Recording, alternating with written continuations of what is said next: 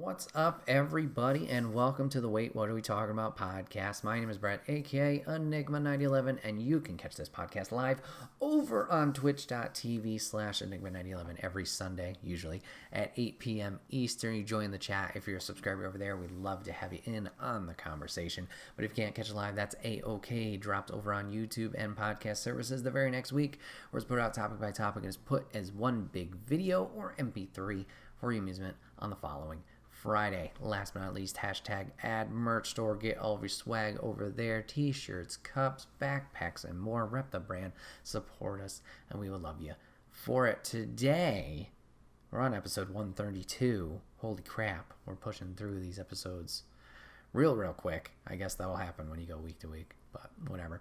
Another solo episode kind of sprinkled in amongst the guests. Hope you guys enjoyed last week's episode. Had a lot of fun talking with Chris. Today, for the solo episode, I figured I'd open up with a little bit of a topic we haven't talked about in quite some time. In fact, I last talked about it with Big John, oh boy, ages and ages ago. I'm sure you could find that episode. But I want to talk about music for a little bit, kind of talk about some artists I'm into, some bands, kind of give some recommendations if you're looking for something new. There's a lot of music out there, just like everything. A lot of media to take in. And sometimes it's hard to kind of have it all reach you and get a chance to watch, listen, etc. So yeah, just kind of wanted to extend a branch out to you, be like, hey, this is stuff I enjoy. Maybe you guys will enjoy it too. But I guess to open up, just to start, my main type of music that I enjoy, I kind of lean towards like the rock, heavy rock, the metal. That's kind of what I really enjoy, dive into, and sink my teeth into. And then from there, it kind of branches out every which way and direction. It's like a little bit of this, a little bit of that. I'm very much the person who will hear a song and I'm like, oh, yep, pick that. This one, and just kind of grab all around. Very rarely do I listen to a song and then explore that artist like discography. Probably a bad thing. But I've only done that a handful of times. Other than that, it's very pick and choose, like what's popular now or just something that catches my ear, whether it's at a movie or a party, whatever, the radio, whatever it is, and just kind of be like, oh, this one's really catchy. I like this one. So with the rock and stuff being my main go-tos, there's a couple of bands I've really gravitated towards that have been like, I don't know, the real champions, I guess you could say, or like ones that have really deep dived in and really enjoyed their music that they've come out with. And recently, unfortunately, the Foo Fighters drummer Taylor Hawkins had passed away. And the Foo Fighters are definitely up there for me as one of those bands that I've fully enjoyed. I've unfortunately never gone to see them in concert. I'd love to have that opportunity at some point. Obviously now with his passing, they're taking some time off. Totally understandable. But they're a band that I dove into, I think, fully probably around college. I remember vividly I'm forgetting the album, but there was an album that had dropped right around college. I think it was 2011, 2012, and I would listen to that album pretty frequently, like before classes. Kind of, it was a normal thing. Wasting Light. That album I listened to just constantly, and I really gravitated towards that album, and then kind of opened myself up to their past stuff. I had known about like the big hits, like Pretender is fantastic. Love that song. And then I started exploring other ones from their greatest hits album. So I would say out of their stuff, like there's a lot of good stuff, clearly, that is in or from their song history. But I mentioned Pretender. Pretender's fantastic. Everlong I really enjoy, both the regular version and the acoustic version. My Hero's fantastic. One that kind of took me by surprise, just because it's very like upbeat, cheery. It's almost, I don't know. It's kind of not a doo-wop, but it's like this weird, like happy beat. But Big Me, that one's really catchy, and I really enjoy that one. And then as we kind of go on further from their stuff, Long Road to Ruin off their Echo, Silence, Patience, and Grace album. That one is another really great one. From the Wasting Light one, I talked about obviously listening to that one over and over again in college. Rope is great. Bridge Burning is really good. And then which one is it? These Days. These Days is really good. There's one that they had like a guest singer on, and it's not my favorite, but like it's got a really good kind of rhythm to it, and once it kind of gets going into it, it's like, wow, like Dave Earl's obviously really talented, and the rest of the band. I want to say it's No, it's not Arlandria. Which one is it? Oh boy.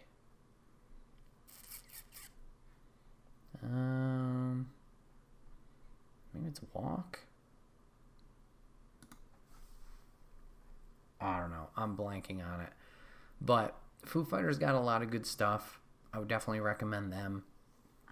I will say, once they kind of got farther into their CDs and their discography, they really not changed their style. But I will say that's something that I kind of was like, at originally. They went from songs like Pretender, My Hero, where it was like heavier, harder stuff, and then they kind of transitioned into more, like they kind of experimented with their style and tried a lot of different things. And it's definitely an acquired taste, I guess you could say. Some of them hit really well. Some of them like, I don't know if I connect with this one. Like one I can think of right off the bat is I think it's White Limo. I'm trying to find it right now. It's off that same album. Why the hell can't I find it? But yeah, I think it's that one. For some reason, it's very scream heavy, almost, or at least like the audio is very distorted. And I'm just like, nope, I can't. This song for some reason just does not connect at all with me.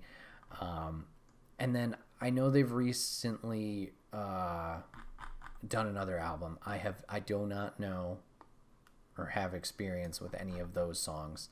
Fake fan. I think it's the Sonic Highways one. But I need to go and give that a try. They actually have two. So, do I have Sonic Highways?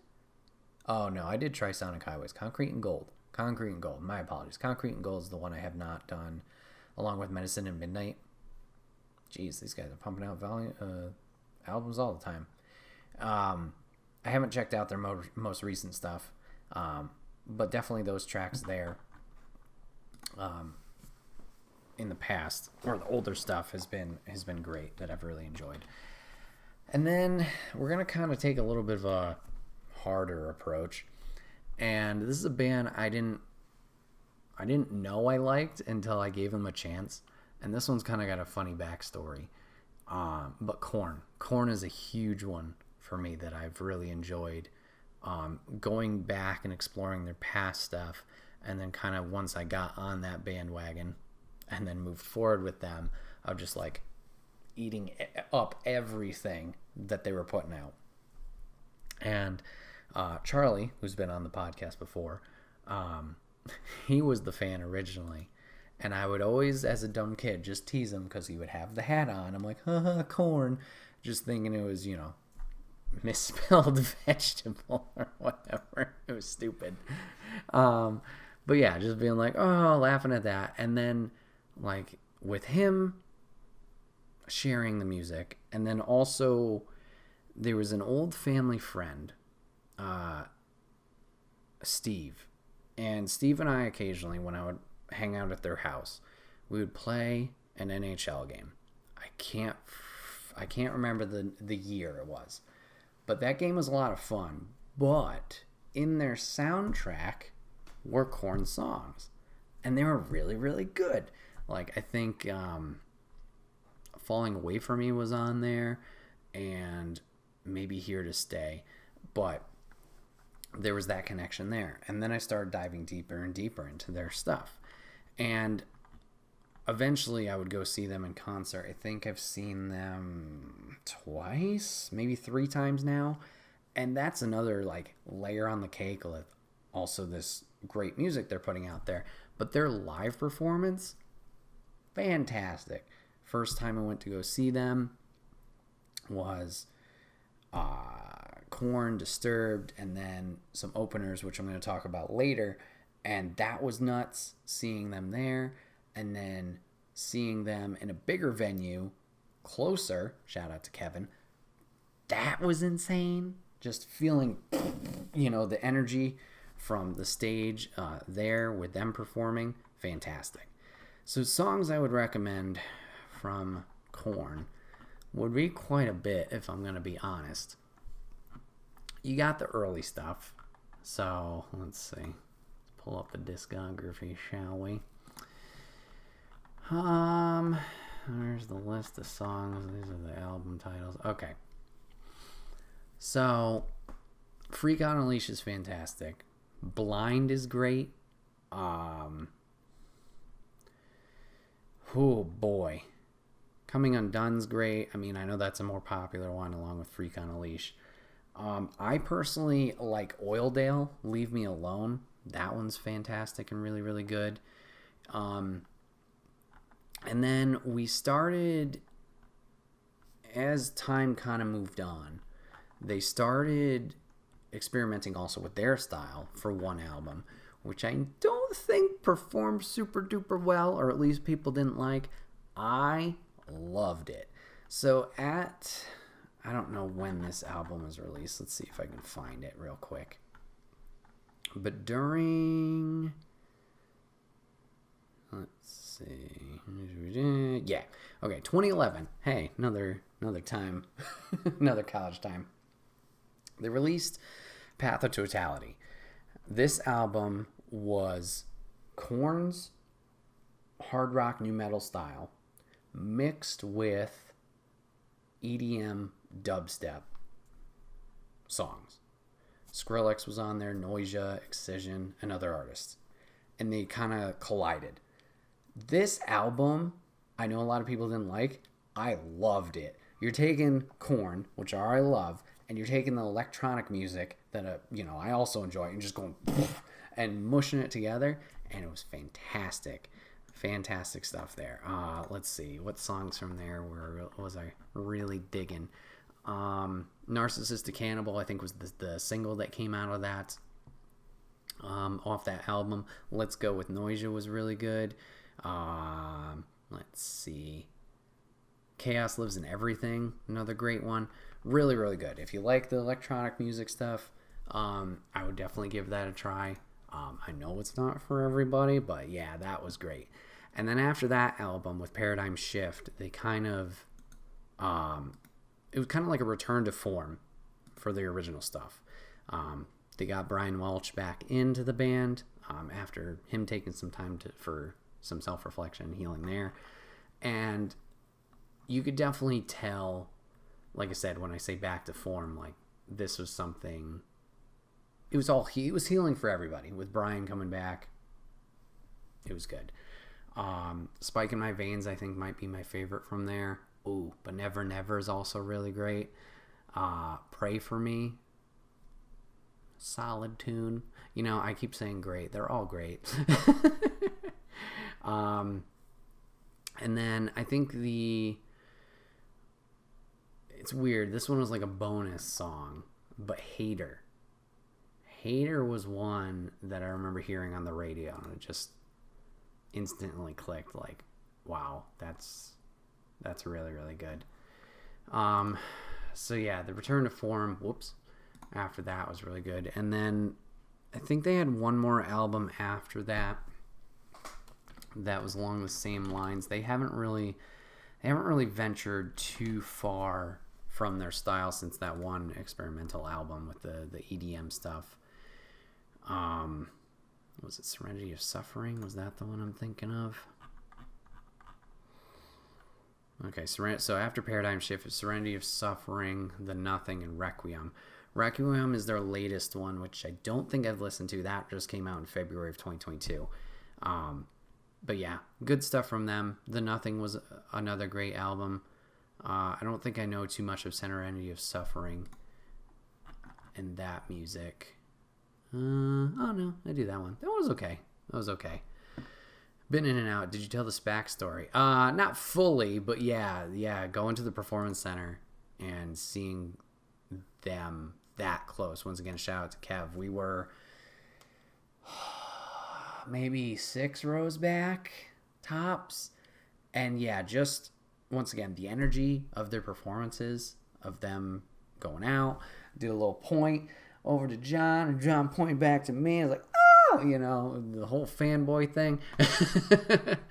Like, that was insane. Like, I don't think another concert will ever beat that experience. Like, I want to go back and listen to Korn, but I'm like, I don't know if I can top that. Just being in that situation. I know, like, personally, if I'm at a concert, I'm there to listen to the music. I know some people like moshing around, doing all that stuff. Not my thing. I don't have anything against it, but I'm there to do that. So at this specific venue where it's seated, I think they had a mosh area, but it was smaller. Like, seated, not like you're at the theater or the opera and you're sitting there waving yourself or whatever, but like everybody in the seated area is like, we're standing, but nobody's like, bumping against each other, freaking out. Like, just to have that, like, you're in your own space, you're with your friend, you are shouting like idiots at these songs, like, fuck yeah, this is great. Like, nothing's gonna top that. I'm sorry, I don't know if anything ever will, but that was awesome. And having them play with another band that's fantastic, Avenged Sevenfold, some great songs. I haven't fully dived into their stuff, but Nightmare from them is great. Beast and the Harlot's fantastic. They've done some songs for Call of Duty, which are really great. I don't think they count those in their official playlist. But Avenged Sevenfold's another great one people should check out. But yeah, that was a fantastic experience. Now speaking about one I mentioned earlier of my first concert with Korn, I mentioned an opener. And this one I had heard of, but I didn't know any of their stuff until that concert. Actually, that concert. And I don't think this band gets enough credit. This band is definitely underrated. Sevendust. Sevendust is underrated, and people need to give them more credit. Sevendust is fantastic. A lot of great songs from them that I think people should listen to. So yeah, the story with them and my experience, like I said, went to a concert and, looking at merch, I'm like, oh, you know what? They opened up. Let me give it a shot. So I bought a CD from there, the Cold Day Memory CD from 2010. Holy shit. Okay.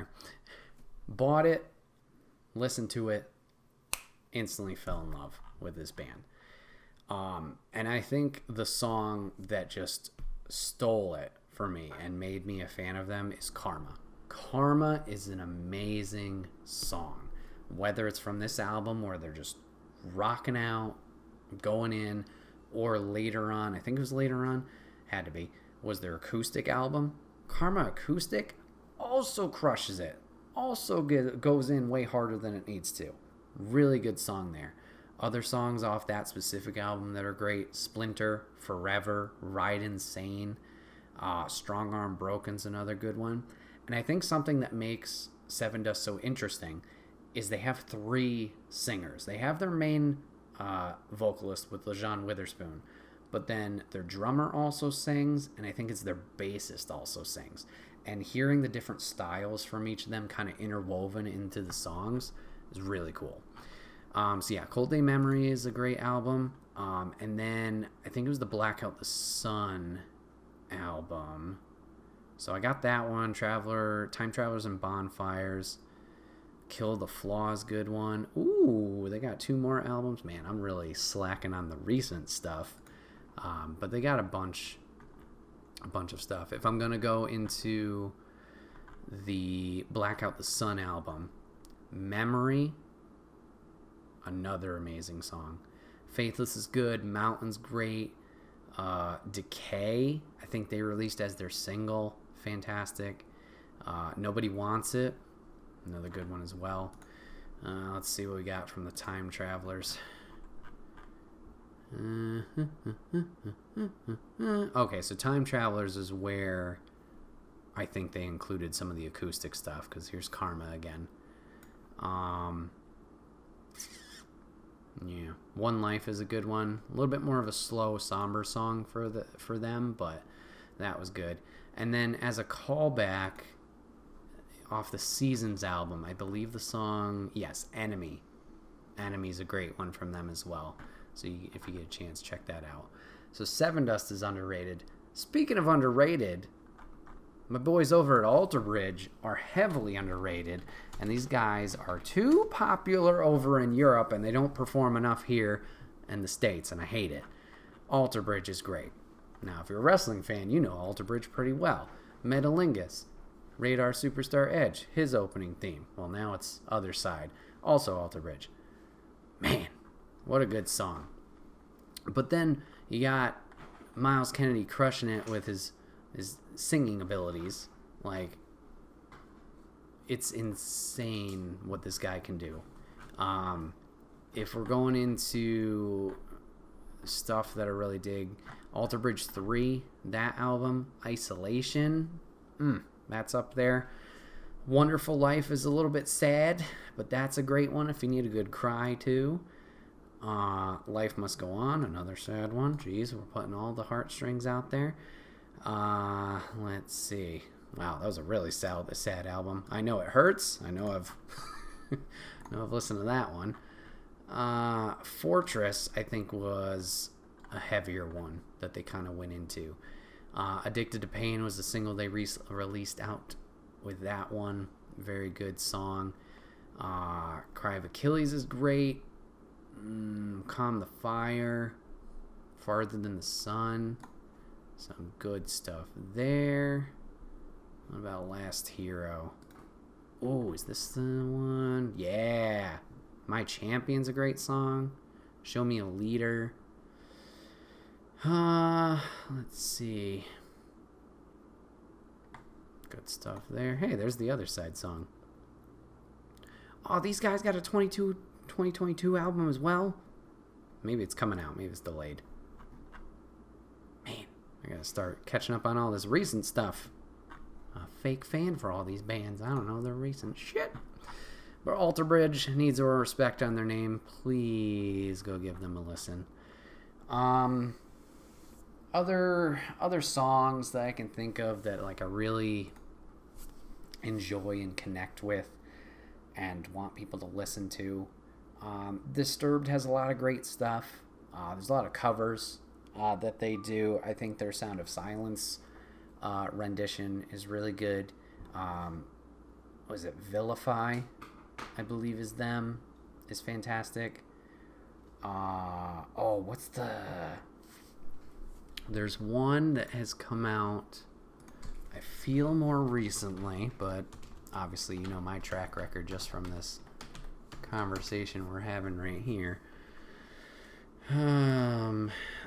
That is really good. Pancakes here. Are we talking Disturbed? We're talking Disturbed. Hope you're doing well. Yeah, Disturbed has a lot of great stuff. Like I said, a lot of good covers that they've done. I think it was from Genesis, which I didn't realize as a kid. I want to say, was it Asylum? Obviously, Down with the Sickness. Everybody knows that one. No, it wasn't that album. Was it this one?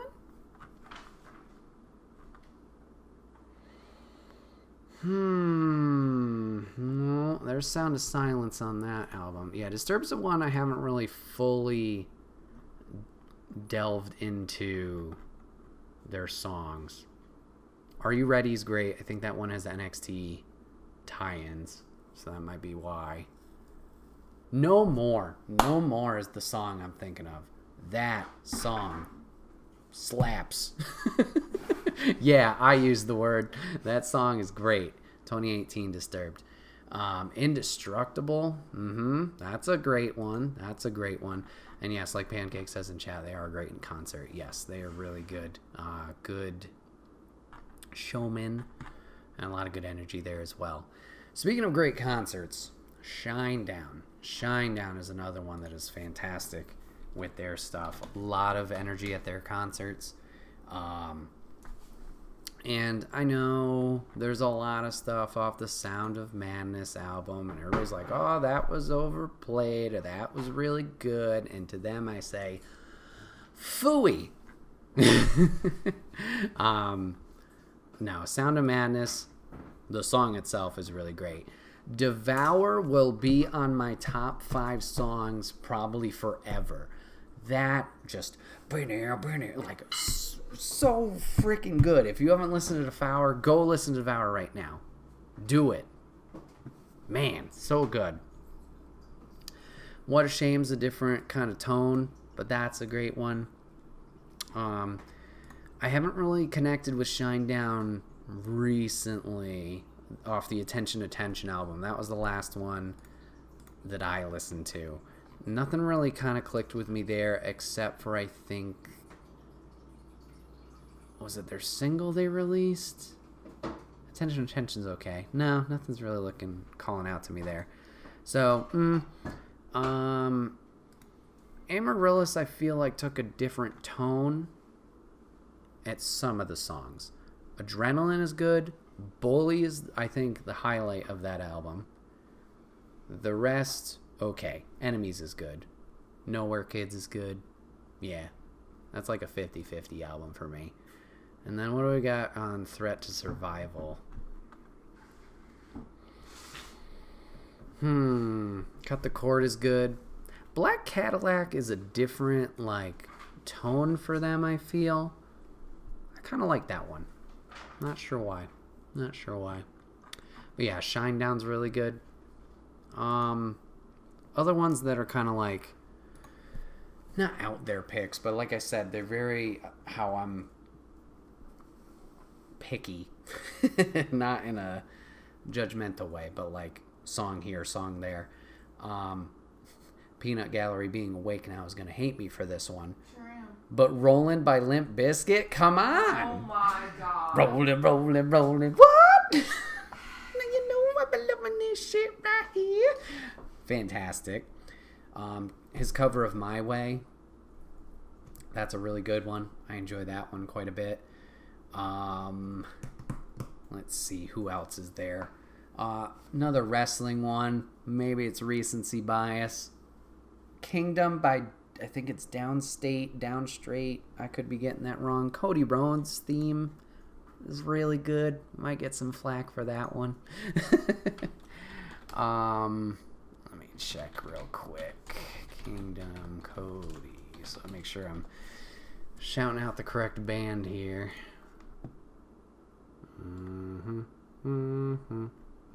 It is Downstate. Downstate made that one. They're really good. Stevie Aoki's got some good stuff. If we're going to take a hard left turn into the EDM spectrum, same as Skrillex. I'm trying to think of who else I listened to recently that's really, really good. Seether. Seether's another band that I don't think gets enough recognition. I don't know if they just hit a high point early on in their career, but I feel like they've kind of tapered off. They're a great band to listen to. I think it's Keep the Dogs at Bay now. Maybe that's not the song title, but that's definitely one of the lyrics. That song's really good. There's some with like a Western music video that I'm thinking of. This is a very Wikipedia heavy podcast episode. Thank you. Thanks, Wikipedia.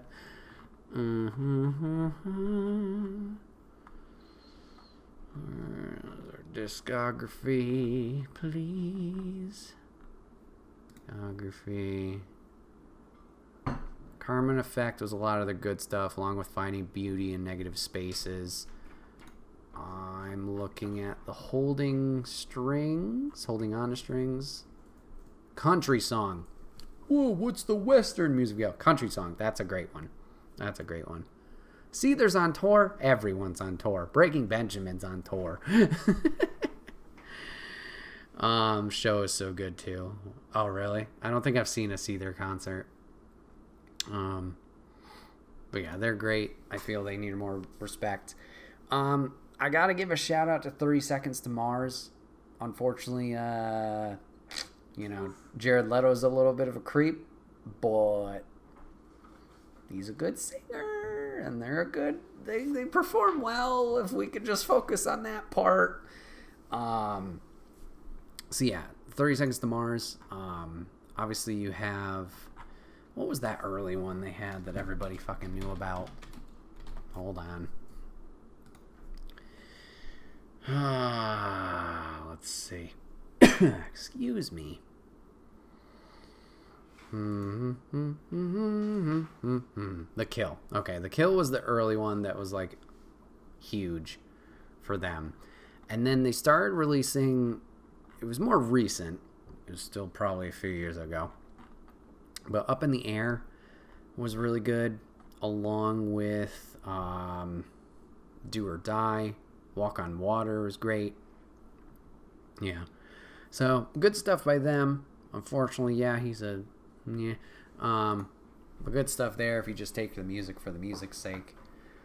Red Hot Chili Peppers is always great. Got some good stuff there. Let's see. I'm trying to think some other stuff.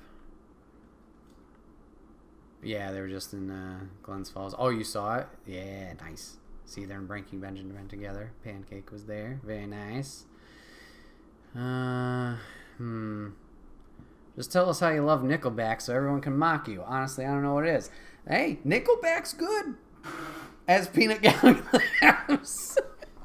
Nickelback is good. I only make fun of them because it's funny to make fun of them. But yes, Nickelback is good. These are some bad takes. You're a bad take. Go back to sleep, headache. You'll get rolling on out of here. No. Oh my god. Yeah, shut it. Yeah, Nickelback's good. They got a lot of songs that focus on sex, which I'm like, oh, these some horny boys here. But they got some good stuff. What was the Horseshoe album that I'm thinking of? Let's see. Of course, discography's not showing for me. Why not?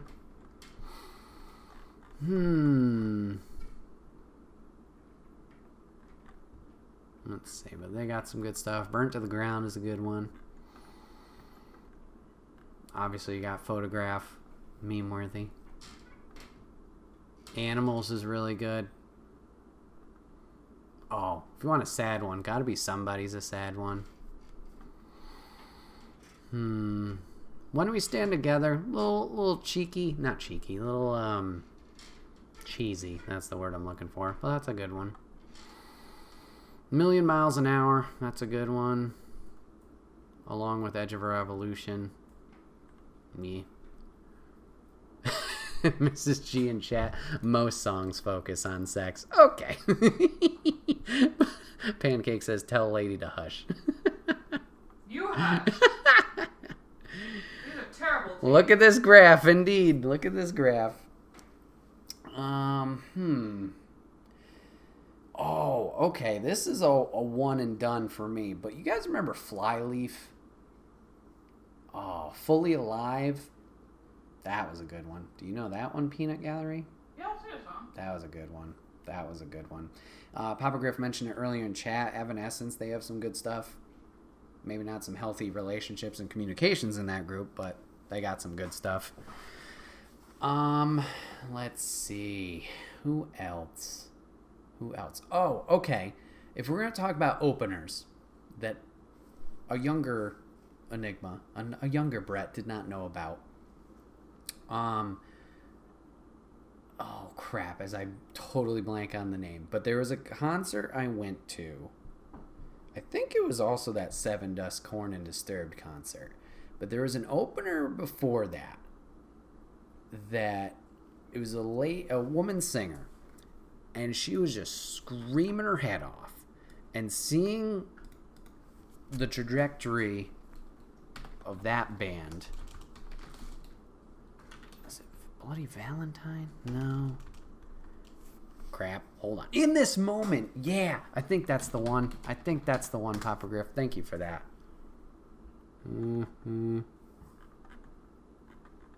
Probably is.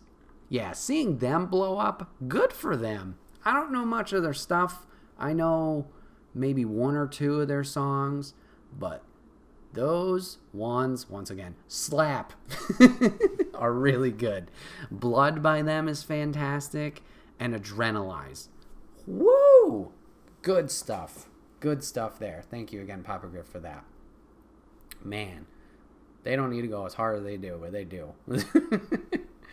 Hailstorm, I don't think I know too much from Hailstorm, if I'm being honest. I've heard the name. I've probably heard their song here or there, but I don't know much of their stuff specifically.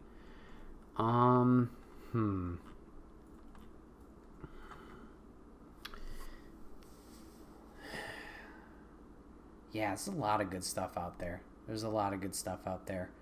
I'm trying to, like, go through my head right now of, like, what's my most played? Oh, how could I forget? This is another one and done for me. Like, I don't know anything else by this group or this individual. Party Hard by Andrew W.K. goes hard. Fact. Statement. No cap. Facts. Printer. Whatever Chilled Chaos says. Shut up, Peanut Gallery. That's a great one. That's a really good one. Yeah, I don't know. Music is great. So, there's a lot out there. Here's my recommendations to you.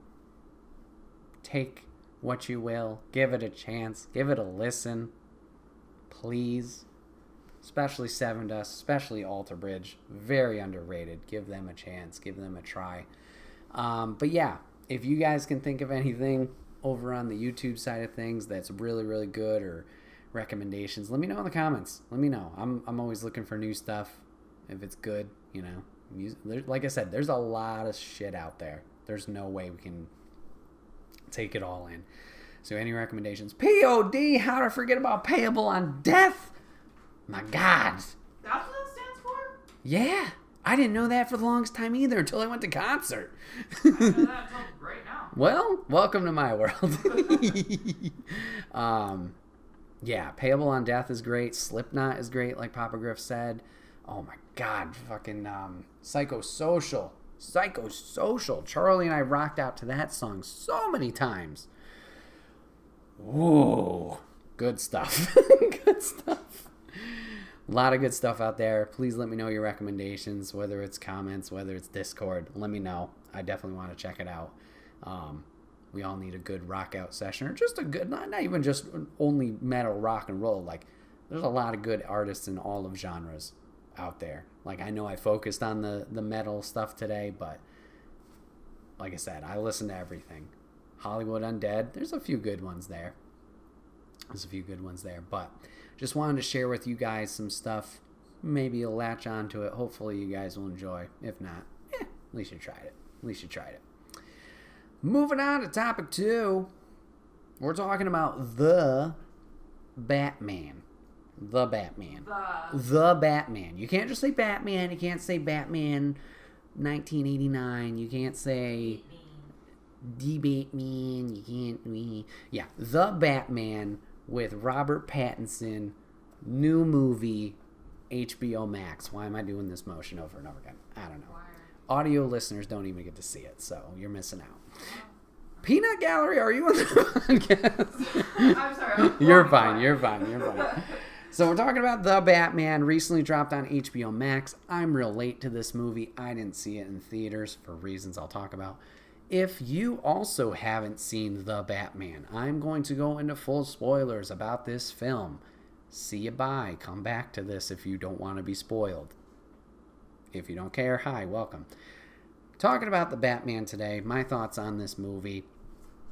Overall, general blank statement of this film. What did I think? Fantastic. Do I understand people's complaints with it?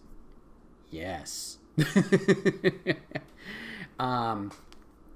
So, there's my general blank statement of it. I think it's fantastic. Do I get people's criticisms of it, or maybe why people won't connect with it, etc.? Absolutely. Totally get that. Now, you're asking, Bret, you like Batman? Why didn't you go see this movie in theaters? Well, there's that whole thing called the pandemic still. So if I'm not really invested in a movie, probably not going to risk it for the biscuit. But I'll admit, I saw the Twilight Man cast as the Batman, and I was like, you know what? I'm not feeling it. I definitely was like that. Book by its cover, judge, no. I'm good. My only experience with Robert Pattinson in a film has been Cedric Diggory, R.I.P. Didn't watch the Twilight movies. Apparently going to watch the Twilight movies under my own handshake and willpower. Apparently they're not great. Oh, they're terrible. They're terrible. Says Peanut Gallery. So anyways, I've only seen him in this. Obviously, I know he's with Moody Girl in Twilight, and all she does is go, eh. So, she does. You watch her in anything, it's the same. It's just, That's true. So, I didn't have high hopes, and I'm like, So I judged a book by its cover. Fair. I'll admit that. I was wrong. He did great. Really good, in fact. We get a different look at Bruce Wayne in this film. We get the younger, less experienced Batman. Still moody himself. Brooding, if you will. But the way that Pattinson acted in this movie as both the Bruce Wayne persona and the Batman persona was really, really good. Camera, get your act together. We're focusing here. Come on. There we go. Nope. Maybe. Hey. His brooding, childlike Bruce Wayne was great. Wasn't super duper smart. Wasn't up his own ass. He's learning. He's brooding. He's not too emo. But he's there. Him as Batman, serious, scary, quote unquote.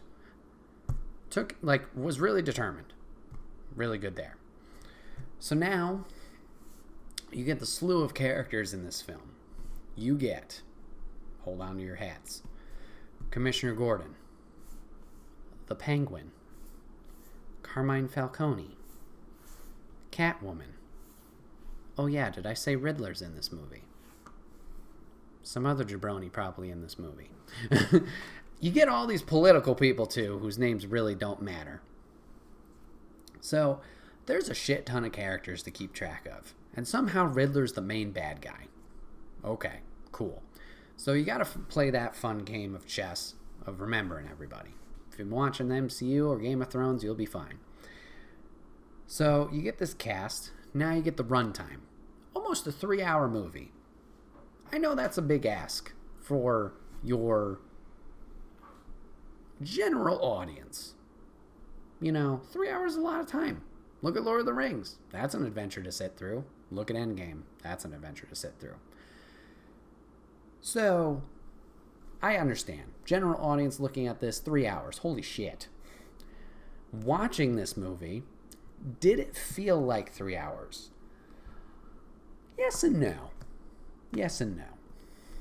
Not in a bad way, but watching it through HBO Max, not an ad. There was times I'm like, just curious. I'm like, where are we at in this movie? Oh, we're only a third of the way in. Okay. Oh, we still got an hour left? Fuck. All right. Not in a bad way, but this movie does take some time to tell its full story. But the story that it tells in this full 3 hours, I think is really good. The twists, the turns, and the build of Riddler's plot and scheme, really, really good. Things feel earned, things feel suspenseful, and things feel real, quote unquote there. Everything, it doesn't feel rushed. It doesn't feel like they shoehorn stuff in. Maybe one thing I'll talk about later. It felt like a natural flow. It didn't feel, from my viewing, it didn't feel like we lingered on anything too much that was unimportant. Excuse me.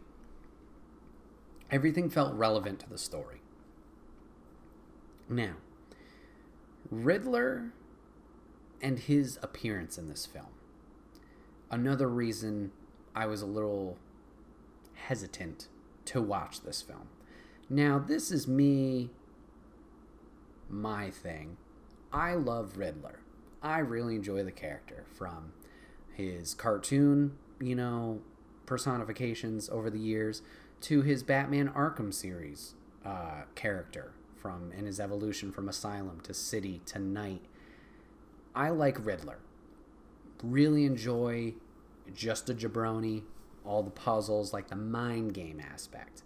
Seeing his appearance in this film, where he's all garbed up in this dark green, like, rain jacket clothes, and then seemingly just a weird dilapidated hood on his face, I was like, I get it. You're trying to go a reality-based or a grounded approach. I hated it upon going into the film. I'm not going to lie. I wanted the more question mark, gimmicked, goofy Riddler. Now I get it. It's not for everybody. You want a realistic type of feel sometimes to these movies. So I get that. That's why they decided to go this way. So going in, seeing a villain that I really enjoy portrayed this way, I was like, I don't know. Watching the film and how this character is portrayed and his story, they got me. I'm not saying this is my most favorite Riddler ever, or like, oh, fuck the other versions now. This Riddler is obviously certainly very different from past Riddlers we've seen. The way he starts off shows how much of a threat and like makes you feel uneasy of how he acts and how he carries out his plan. As the film goes on, seeing his riddles, his puzzles, and that aspect, I was like, wow, this is really intriguing. So the whole plot, I know I'm jumping around here. I apologize. The whole plot is Riddler is a threat to Batman. Duh. Riddler is exposing the lies in Gotham's government, whether it's the elected governor, whether it's the district attorney, whether it's the members of the police. He's exposing their wrongdoings. These are supposed to be characters, or supposed to be people of high character, doing the right thing. They say they're going to do it for their elections, or, say it to the public, but what are they actually doing behind closed doors? And he's exposing them through, riddles and leaked information, and just bringing essentially them to the light of like, this is actually who they really are. So that's essentially what he's doing throughout this whole movie. And it seems like he has 5 big targets. And seeing how he goes about that and how that builds into the overarching story and conclusion is really satisfying. And it kind of almost makes you question, like, is he really the villain? because throughout these exposures, you and Batman are really discovering like, oh, this guy's a piece of shit. You know, like he's part of the drug rings going around Gotham. Like he's part of the mob. He's doing this, that, the other thing. Like these people are protecting themselves or doing things in their own self-interest. And you'll learn some history about Bruce and his family that isn't super great. But yeah, it kind of makes you think like, obviously Riddler's going about this the wrong way, probably. But it kind of is that villain that you can sympathize with of like, wow, you're doing something here. And by the conclusion of this film, so this is where we start really getting to spoilers, so just a heads up. He, throughout the film, has been kind of reaching out to social media and putting out these videos to the news, etc. And he gets captured by Batman after taking out Falcone. He gets captured. Him and Batman have a talk in Arkham Asylum. Woo! Shout out there. They have a discussion there. And Riddler is just like openly admitting that he did everything. He's proud of his work. But it doesn't end with his capture. Because of his actions and his like reaching out through social media, he kind of grows a little bit of a following and inspires others to enact the next part of his plan for him, which is essentially taking out a majority of the standing government that is already there. And it's like, whoa. Like, it's that moment of, oh shit. Like, he's really smart, obviously made this plan, but like that threat, because you think everything's, oh, he's caught, day is saved, whatever. And then it's like, the influence that this guy had to then have these random Joe Schmoes take up the mantle and trap these innocent civilians, along with the government officials and everybody, in this situation and then seemingly put them in danger. It's just like, oof, that's that escalation that I'm talking about. And I feel in this film, it's very satisfying seeing the steps, not like steps like easy to follow, but seeing that progression throughout the film, for me as a viewer, was like, it was very rewarding and enticing to keep going. So there was that. Problems, not really. Things I thought were weird with the film. So Catwoman's in this film, from Zoe Kravitz, I believe is the actress's name. And she does fine. She does good. She's there kind of as a support for one of the stories to kind of push it along and kind of have a little bit more of a connective tissue to some of the characters. So Catwoman's got claws, right? Yeah. Scratchy. Does that. Now, okay, you have claws. What are claws probably going to be? A blade, right? Cut things, be effective. It's her actual fucking nails. I know those could be effective. I get it. But the way sometimes she was scratching people, now she doesn't like get in a fight all the time where she's like, yeah. But there are some scenes where you see the cuts or the scratch and it's like, what? I feel at some point a nail's going to break. Like, these aren't super durable.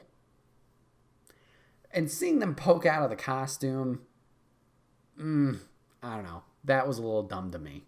So there's that. I talked about a shoehorn detail in. This is another big spoiler. A shoehorn detail, potentially, that shoehorn is like in parentheses. Take it or leave it. Maybe, form your own opinion about it. So I mentioned Riddler gets captured. He's in Arkham Asylum. And we see his plan fail. It succeeded in ways, but we see obviously Batman save the day. Woohoo! And he's upset about it. Well, another cellmate is going to reach out to him and be like, no, it's okay. You did really good. You sent a message. You've inspired others. And Gotham really enjoys a comeback story. This isn't the end for you. And he mentions, he gives him his own riddle. What's greater in value the less you have? And it's friends. something like that. I don't know verbatim if that was what it was. And this character turns out to be a very famous Batman character. It turns out to be another iteration of the Joker. You don't get a super clear look at his face. You'll see him kind of through that like wavy glass in the cell. But we're planting seeds, obviously, the future. Duh. It's a superhero movie. You can't really do a one and done anymore with those. So we get that. I think it was a cool cameo. Unfortunately, I got spoiled of it through a deleted scene on social media. But it was cool. It was cool to see. I didn't know anything about the actor or anything like that, so I don't know like what kind of history they're pulling. I'm excited to see it, but I could understand how that could be like in a 3-hour long movie where that could have been like the little bit too much that was added. Could that have been a post-credit scene, like for people who are really diehard and wanted to stay through it? Yeah, that could have been that. I get that they wanted to have everybody see it in the audience, but that could be like, what's the terminology? The apples and oranges? I don't know. The thing you could debate whether it was too much. Alfred was okay. What's the actor's name? He played Gollum in Lord of the Rings. I don't know. That guy. He was okay. You know, it was definitely a different take on Alfred. He was definitely still, you know, his butler and server, but he took more of a guy in the chair, like sidekick, not sidekick, but really assisted Bruce in his stuff, which makes sense. Alfred has done that in the past, but at least this one was very hands-on with like helping decode the riddles and assisting him with that kind of stuff. Overall, I thought the movie was great. I personally really enjoyed it. I'm honestly looking forward to watching again. If Peanut Gallery wants to give it a try. Like I said, that escalation for me was like the icing on the cake that made it like I am invested in this movie.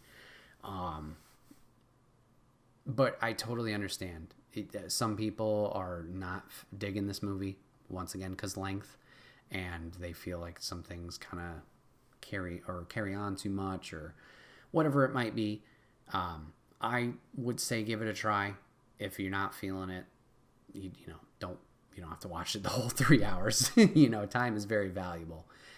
Do what you will. But I thought it was great. I think Pattinson does really great in the role. I thought Riddler was a threat. I thought it was cool to see what his plan was, where his thoughts were, things like that.